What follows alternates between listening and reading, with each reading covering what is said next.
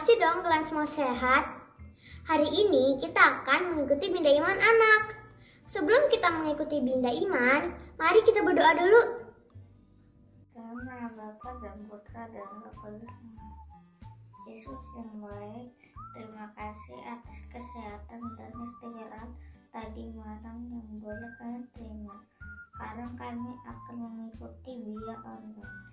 Bimbinglah kami agar kami dapat mengikuti dengan baik dan menerapkan yang kami terima di dalam hidup kami sehari-hari. Amin. Bapa kami yang ada di surga, dimuliakanlah namamu, datanglah kerajaanmu, jadilah kehendakmu di atas bumi seperti di dalam surga. Berilah kami rezeki pada hari ini, dan ampunilah kesalahan kami, seperti kami pun mengampuni yang bersalah kepada kami. Dan janganlah masukkan kami ke dalam percobaan, tetapi bebaskanlah kami dari yang jahat. Amin. Salam Maria, penuh rahmat, Tuhan sertamu, terpujilah engkau di antara wanita, dan terpujilah tubuhmu Yesus. Santa Maria, Bunda Allah, doakanlah kami yang berdosa ini, sekarang dan waktu kami mati. Amin. Dalam nama Bapa dan Putra dan Roh Kudus.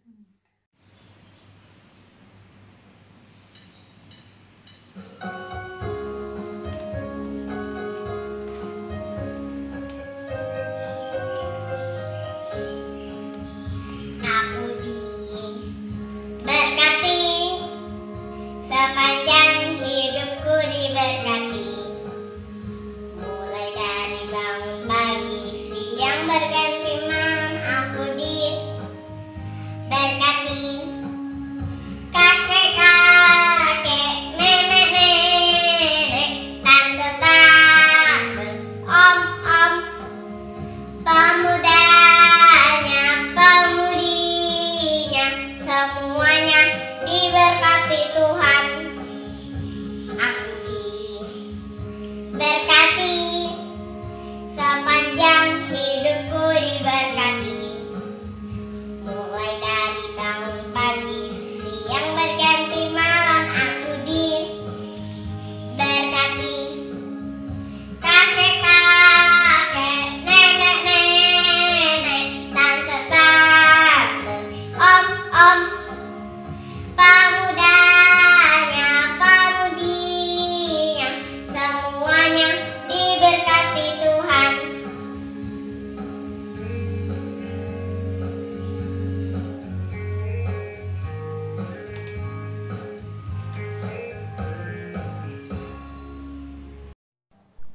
Bacaan Injil dari Injil Markus bab 1 ayat 1 sampai dengan 8. Inilah permulaan Injil tentang Yesus Kristus, Anak Allah.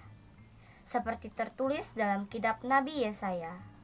Lihatlah, aku menyuruh utusanku mendahului engkau. Ia akan mempersiapkan jalan bagimu. Ada suara orang yang berseru-seru di padang gurun. Persiapkanlah jalan untuk Tuhan, luruskanlah jalan baginya. Demikianlah Yohanes Pembaptis tampil di padang gurun dan menyerukan, bertobatlah dan berilah dirimu dibaptis, dan Allah akan mengampuni dosamu. Lalu datanglah kepadanya orang-orang dari seluruh daerah Yudea dan semua penduduk Yerusalem, dan sambil mengaku dosanya, mereka dibaptis di sungai Yordan.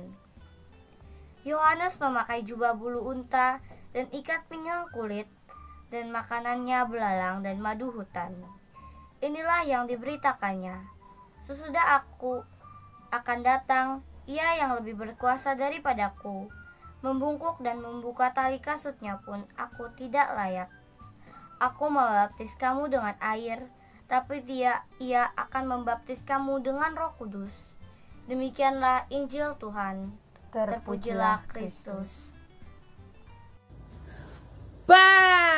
Halo adik-adik terkasih, bertemu lagi dengan Kaulan di Via Online Bonaventura Pulau Mas. Senang sekali Kaulan bertemu kalian semua. Sekarang Kaulan pingin banget lihat senyum kalian. Mana senyumnya? Ketawanya mana? Nah, bagus, pinter. Sekarang kita harus selalu bersukacita di dalam Tuhan, adik-adik. Nah, adik-adik, apakah kalian tahu kalau di Alkitab banyak pesan-pesan dari Allah? Ya, pasti kalian tahu, apalagi kalian yang rajin baca kitab suci. Pesan-pesannya berupa cerita-cerita yang indah loh. Nah, sekarang Kak Wulan akan menceritakan kesaksian dari seorang pengirim pesan dari Allah. Kalian ingin tahu ceritanya? Yuk kita saksikan dan dengarkan sama-sama. Pada zaman dahulu, sebelum Yesus lahir, ada seorang yang bernama Yesaya. Dia yang menulis tentang janji Tuhan kalau akan ada seorang pengirim pesan yang spesial yang akan menyiapkan orang untuk menyambut kedatangan Yesus, yaitu Mesias. Orang itu adalah Yohanes, anak Zakaria dan Elisabet. Yohanes sedikit berbeda dengan orang lain. Bajunya terbuat dari bulu unta dan ikat pinggangnya dari kulit. Dia hidup sederhana dengan makan belalang dan madu hutan. Dia tidak suka berkhotbah di kota, tetapi dia lebih suka berkhotbah di padang gurun.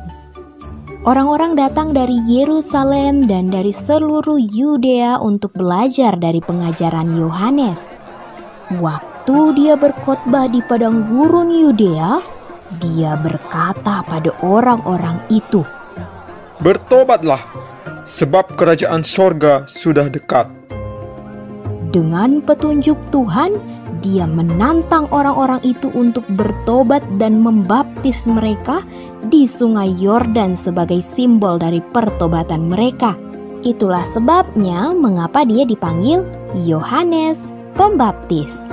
Di antara orang-orang yang datang untuk mendengarkan Yohanes, ada beberapa orang Farisi dan Saduki yang juga datang untuk dibaptis. Ketika Yohanes melihat mereka, dia berseru, "Hai kamu keturunan ular beludak, siapakah yang mengatakan kepadamu bahwa kamu dapat melarikan diri dari murka yang akan datang? Jadi hasilkanlah buah yang sesuai dengan pertobatan. Dan janganlah mengira bahwa kamu dapat berkata dalam hatimu, Abraham adalah bapa kami, karena aku berkata kepadamu, Allah dapat menjadikan anak-anak bagi Abraham dari batu-batu ini. Kapak sudah tersedia pada akar pohon, dan setiap pohon yang tidak menghasilkan buah yang baik pasti ditebang dan dibuang ke dalam api. Aku membaptis kamu dengan air sebagai tanda pertobatan, tetapi Ia yang datang kemudian daripadaku lebih berkuasa daripadaku, dan aku tidak layak melepaskan kasutnya. Ia akan membaptiskan kamu dengan Roh Kudus dan dengan api. Ia akan membersihkan tempat pengirikannya. Dia akan memisahkan gandum dari debu jerami. Dia akan mengumpulkan gandumnya ke dalam lumbung, tetapi debu jerami itu akan dibakarnya dalam api yang tidak terpadamkan." Ketika Yohanes Pembaptis menyiapkan hati orang-orang untuk kedatangan Yesus, kita harus menyiapkan hati kita juga. Kita belajar bahwa cara menyiapkan hati kita adalah dengan bertobat.